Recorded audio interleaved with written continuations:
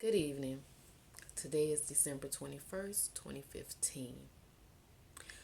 I would like to first start off by saying thank you for supporting me, supporting the group opening up. I really do appreciate you for watching the videos, for sharing them, and for commenting. I really do thank you and I appreciate you. I'd also like to say if anyone has any prayer requests, you can inbox me through opening up or you can inbox me through my regular Facebook page, Manisha Martin, and I will retrieve them, I will read them, I will pray with you, and I will pray for you. And I just ask that you do the same for me and my family as I lift each and every one of you up as well. Today I have a subject I like to talk about, and it's called full versus empty. Full versus empty. This will be a three-part message. Today I'm going to give you a snippet of what I mean or what I'm talking about when I say full versus empty. And then I will come back and share with you a topic on being full. And then I will come back and share my last topic on being empty. So today I want you to just think about some things. Full versus empty. I'm going to give you two scenarios to get you to see what I'm talking about and to get you in a thinking mode. If possible, I'd also like for you to do a little exercise, do a little homework, and jot down some things and see how this message applies to you. Not someone else, but only you, because I have to do the same thing, do a self-examination, a self-evaluation of me compared with full versus empty. So I'm going to ask you today, what are you full of? What are you full of is the first question.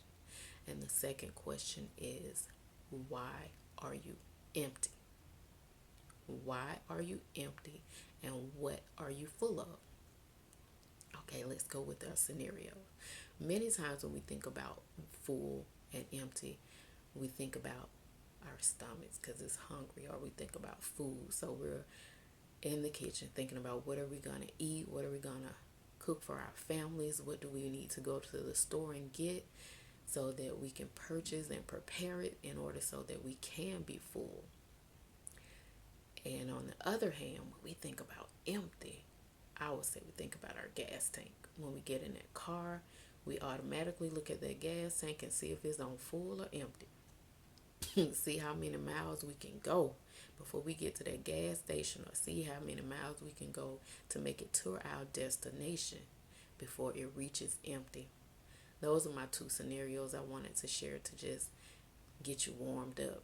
So as I dabble into full, ask yourself, what are you full of? What are you full of? Are you full of love? Are you full of joy? Are you full of peace? Are you full of compassion? Are you full of compassion for one another? Are you full of words that will edify others and build them up while speaking life to them? Or are you full of negativity? What are you full of? What are you full of? Ask yourself that question, because I ask myself the same thing. And when you think about empty, ask yourself the question, why am I empty? Why am I empty? Are you empty because you're not taking the time to study the word? You're not taking the time to meditate in the word? You're not taking time to soak up the word? Is this why you're empty? Are you empty because you continue to live a life unpleasing to God? Are you empty because you haven't accepted Jesus Christ as your personal Lord and Savior? Are you empty because you refuse to change, or you're not willing to change, or you're not ready to change? Is this why you're empty? Are you empty because you still continue to lust after someone else? cheating, smoking, drinking, lying, being manipulative? Is this why you're empty? Are you empty because you refuse to get full of the word so that you can in turn pour out to someone else to empty yourself unto them? Is that why you're empty? Or are you full because you do have the word on the inside of you and you're just overjoyed and waiting to be that vessel to be used to be emptied out for someone else? Is that why you're full? So I would just like for you to take this time while as we approach the end of the year. We have 5 more days before Christmas, 10 more days before the end of the year. And I just want you all to do a self-evaluation and ask yourself, what am I full of? Why am I empty? What can I do to refuel myself so that I am full? What can I change to keep myself from being empty? What can I do to keep myself from being empty? Maybe it's changing some friends. Maybe it's changing a job. Maybe it's just simply changing the way you think, renewing your mind, putting some other things in there. Instead of getting up in the morning, listening to a lot of rap music or whatever, give your spirit a break. Fill your spirit up with the word. Fill your spirit up with the word. And you will truly see a difference.